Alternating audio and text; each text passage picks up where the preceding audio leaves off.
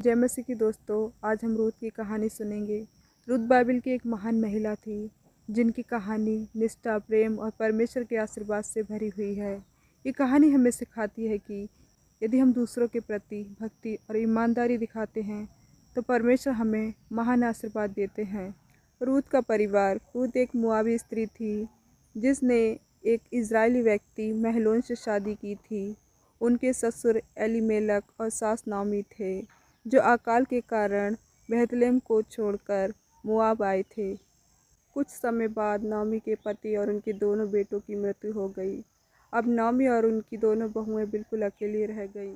दोस्तों, जब नाओमी ने अपनी दोनों बहुओं से कहा कि तुम अपने अपने घर लौट जाओ, मेरे साथ रहकर तुम्हें कुछ नहीं मिलेगा, तो ओरपा घर लौट गई। लेकिन रूथ ने नज़रें उठाईं और आंसुओं से भरी आंखों से देखा और कहा, जहाँ आप जाओगी मैं भी वहीं जाऊंगी। आपका परमेश्वर ही मेरा परमेश्वर होगा। दोस्तों, सोचिए, कैसा प्रेम, कैसी निष्ठा, क्या कोई इतना समर्पित हो सकता है। दोस्तों, जब भी बेथलेहम गए तो भूख और गरीबी ने उन्हें घेर लिया, लेकिन रूथ ने हार नहीं मानी। उसने खेतों में अनाज बीनना शुरू कर दिया। तभी एक धनी और नेकदिल व्यक्ति बोआज की नज़रें उस पर पड़ी। उसने उसकी सेवा भावना को सराहा और उसकी रक्षा की। दोस्तों, परमेश्वर की योजना अचंभित करने वाली थी। कुछ समय बाद रूथ और बोआज का विवाह हुआ। उनका पुत्र ओबेद जन्मा जो आगे चलकर राजा दाऊद का दादा बना।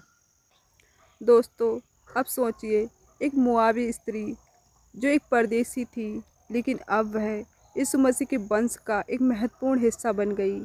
क्या यह परमेश्वर का अद्भुत आशीर्वाद नहीं? सीख, जब तुम किसी के साथ प्रेम और निष्ठा के साथ खड़े रहते हो तो परमेश्वर तुम्हें अनोखे आशीर्वाद देते हैं।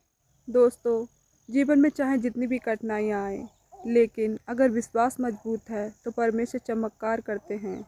दोस्तों, रूथ की कहानी केवल एक कहानी नहीं, बल्कि यह एक संदेश है जो हमें बताता है कि यदि हम प्रेम और निष्ठा से भरे हों तो परमेश्वर हमें कभी अकेला नहीं छोड़ते।